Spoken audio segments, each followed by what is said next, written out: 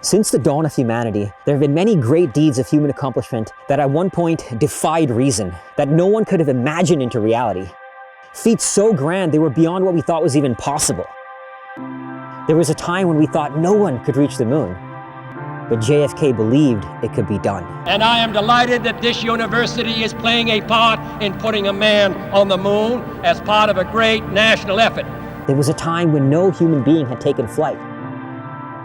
And soon after that, Charles Lindbergh flew solo and non-stop across the entire Atlantic Ocean. It was once believed to be impossible to run a sub-4-minute mile, but Roger Bannister got it done. It was thought to be impossible to reach the bottom of the oceans, where people said the pressure was so strong it would kill anyone who tried, until Jacques Piccard and Don Walsh reached the bottom of the Mariana Trench in the deepest manned dive in history. Doctors once said it would be impossible to reach the summit of Mount Everest without supplementary oxygen. But Reinhold Messner went out there and did it anyway. And when he was asked why he went up there to die, he said, "I didn't. I went up there to live." We have reached the top of the world. We have reached the closest celestial body. We have reached the bottom of the earth. But there remains one last great, impossible feat in the polar regions. A feat that Sir Ernest Shackleton, one of the greatest adventurers of all time, said that this is the last great polar journey, the most striking of all journeys, and the last great adventure in the history of South Polar exploration. And I'm reaching out to you today to invite you to be a part of history and to ask for your help in accomplishing this last great adventure. My name is Akshay Nanavati. I'm a Marine Corps veteran, an adventurer, and the author and founder of Fear of Honor. I am currently in the Arctic, training my mind, body, and spirit to make the first ever human-powered crossing of Antarctica without dogs or wind power. I will be spending 110 days completely alone in the most hostile, unforgiving, and savage environment on the planet, dragging a 400-pound sled for over 12 hours a day for 1,700 miles to make this crossing of the continent.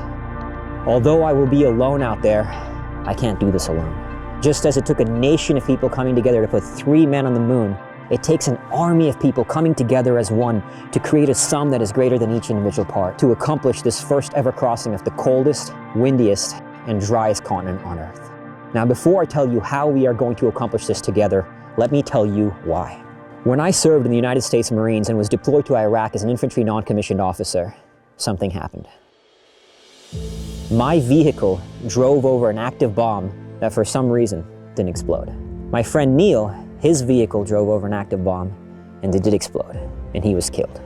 I don't know why that happened, and I will never know. But for a long time, I struggled with that. When I came home from the war, I was diagnosed with post-traumatic stress disorder. I struggled with depression, with anxiety. I was drinking a bottle of vodka a day. One morning after 5 days of binge drinking, I remember waking up and seeing the sun piercing through those white shutters, but I couldn't take the light. So I walked over to the kitchen, picked up a knife, and was seconds away from slitting my own wrists. The only reason I am still here, the only reason I clawed my way out of that abyss, is because I believe I have to earn this life I've been gifted. I have to earn it. It has become my mission to bring light into darkness, because there's so many others out there who are suffering in silence. So many others who feel unworthy, as I once felt, who feel like they're never enough. People who are battling their own polar storms. And I seek to provide more inspiration, to provide more hope, to be an example of triumphing over our darkness, of rising above adversity. And that is why we are telling a story about this journey and filming a documentary about it as well, so we can inspire millions to make their own version of an Antarctic crossing, whatever it may be. So far, I've taken on a series of feats of endurance that I have self-funded. I've spent over $300,000 of my own money to go to Antarctica, to be in the Arctic, to fund the documentary, because I believe in this feat, but I now need your help.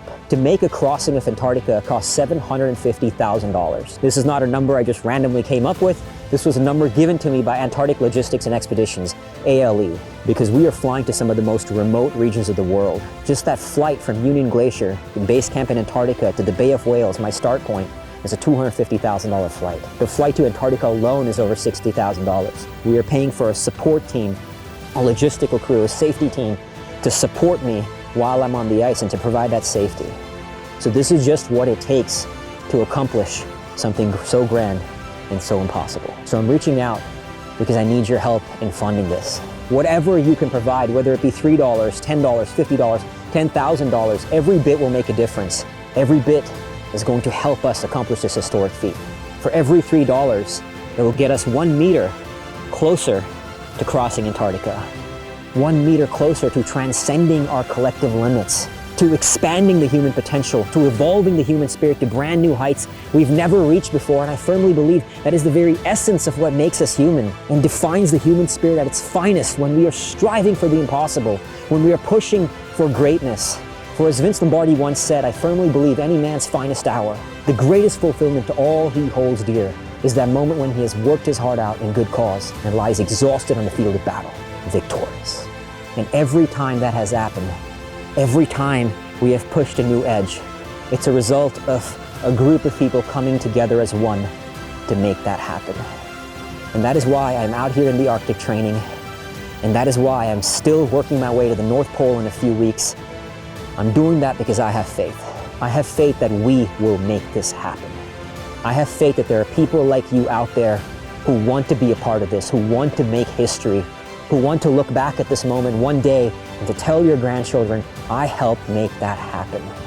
I helped fund that. And I helped fund that because I believe in striving to make the impossible possible. I believe in the limitless capacity of the human spirit that lives within every single one of us.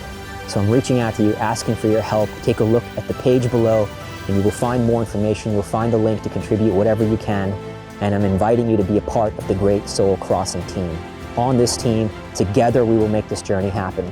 Throughout my training and while I am on the ice, I will be sharing updates. I will be sharing every part of this journey. So you will be a part of it. You will be a part of this team. People from all over the world who have come together already to make this happen.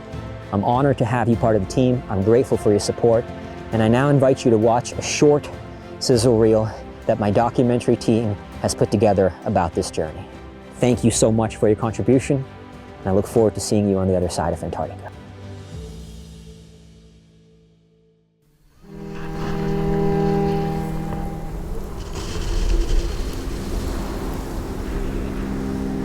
Let's put aside the storms, the crevasses, the hostility, the unforgiving nature of the environment, the suffering.